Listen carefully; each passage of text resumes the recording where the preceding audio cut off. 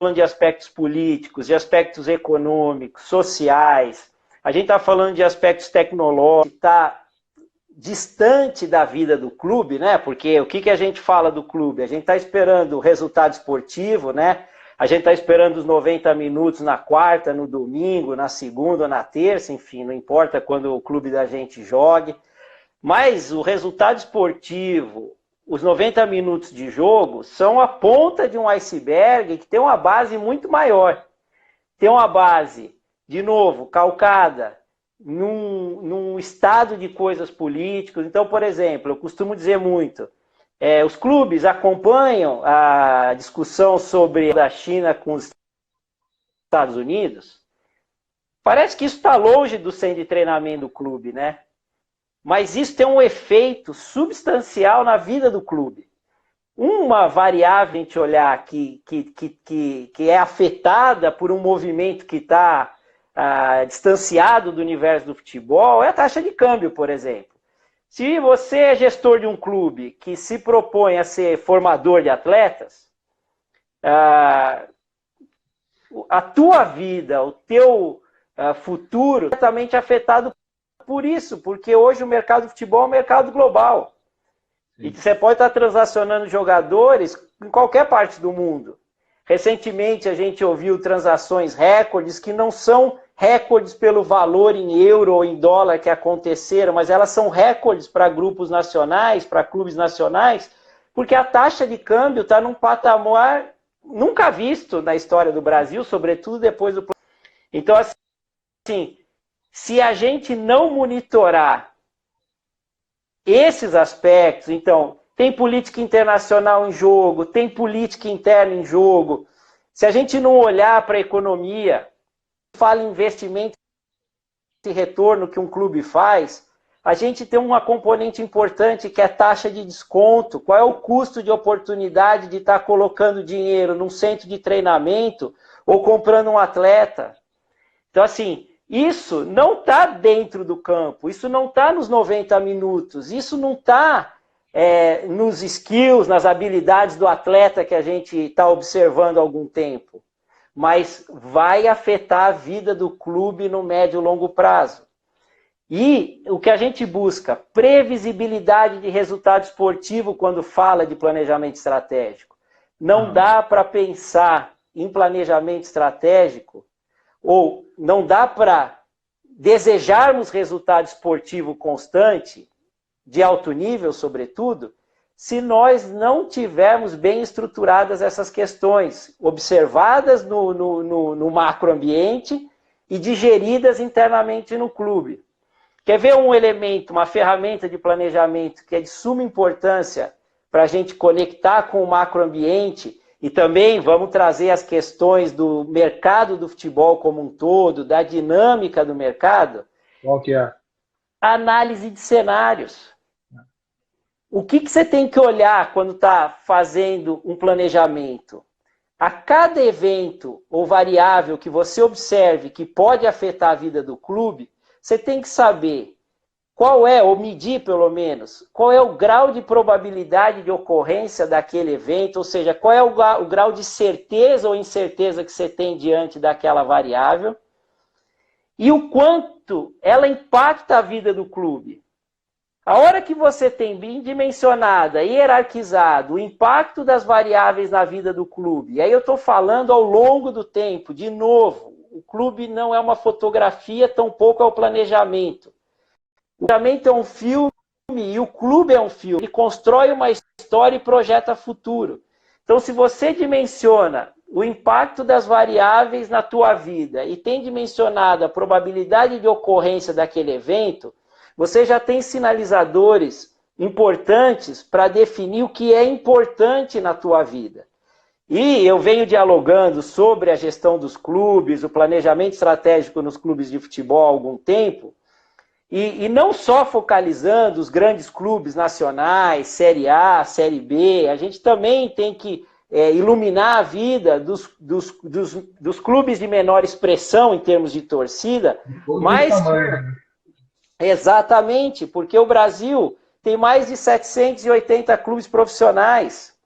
Então, assim, as as angústias, elas são diferentes de região para região, de porte de clube para porte de clube. Tem um fator importante. O Brasil é um continente, né? O Brasil é grande demais.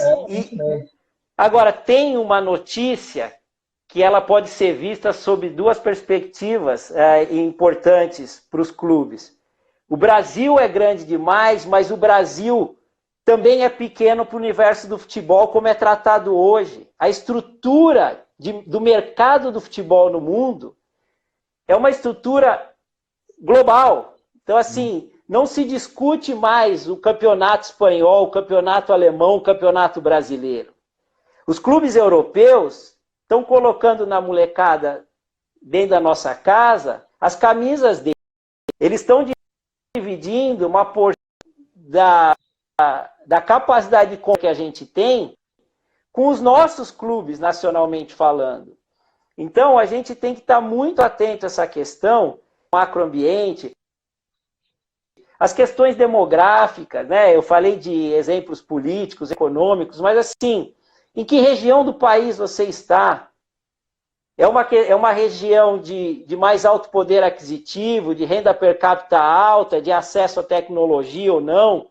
Esses são elementos que você tem que ter muito bem mapeados para definir as suas estratégias de marketing e comunicação com o teu público. Em tese, por exemplo, os aspectos tecnológicos, eles romperam a fronteira de acesso de mercado. Antigamente, você queria cativar um torcedor, isso acontecia muito mais regionalmente, com a influência da família, né, dos pais, do que pode acontecer hoje. Hoje, com um celular na mão, uma menina, um menino de 7, 8, 10 anos de idade tem acesso aos clubes do mundo inteiro. Um núcleo de inteligência se faz necessário. Nós estamos falando de uma indústria globalizada. O planejamento estratégico do Manchester United está destacado no planejamento, que o Manchester não vê a indústria do futebol como uma indústria regional, local.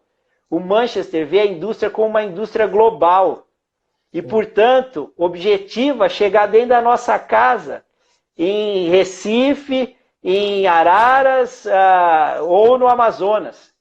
Então, assim, a gente tem que estar muito atento a isso. E se nós não estivermos preparados para também colher os melhores dados e projetar o nosso clube, a gente vai estar sempre andando passos atrás dos que já estão muitos passos na nossa frente. Exatamente. E aí, acho que muito atrelado a isso que você está até discorrendo agora, mestre. Tem uma pergunta aqui do Ricardo Alves, lá da PUC Minas. No Brasil, em sua maioria, não conseguem cumprir seus orçamentos e cumprir seus deveres. Podemos dizer que a profissionalização da gestão dos clubes? Quantas crises nossos clubes já passaram? Talvez a gente trate do ineditismo do coronavírus como algo disruptivo. E aí eu vou saudar o Ricardo e dizer, tomara, Ricardo, tomara que o ineditismo do coronavírus seja a semente de outra coisa inédita, que é a massificação dessa profissionalização. De novo, não quero ser injusto com muitos clubes que já iniciaram um processo de profissionalização e de capacitação em todas as áreas. Mas a gente sabe que a maioria ainda está aquém. E aí eu faço uma ponte com uma pergunta aqui do Thiago Farias Fute, como fazer um clube pequeno ser autossustentável. Assim, e aí direto para o Thiago fazendo esse link. Thiago, definir qual é a missão desse clube pequeno. Esse clube pequeno quer ser um clube grande, projeta conquistas esportivas de magnitude. Esse clube pequeno quer ser um clube formador. Isso é a origem do planejamento estratégico. E a partir dessas definições, você consegue, com um processo bem estabelecido, com o domínio dos ambientes que afetam o negócio do clube, torná-lo sustentável. Aí a gente tem exemplos que foram efêmeros no Brasil, né? de conquistas de clubes pequenos, de grande magnitude, conquistas de grande magnitude para clubes pequenos, e que faltou, na verdade, sequência, né? E por isso, quando eu falo de planejamento e de resultado esportivo, ou, enfim, vamos dizer assim, não existe um conteúdo específico para a sustentabilidade dos clubes pequenos, existe um processo bem feito de trabalho que pode aumentar as chances de não só sobrevivência, mas de sustentação ao longo do tempo.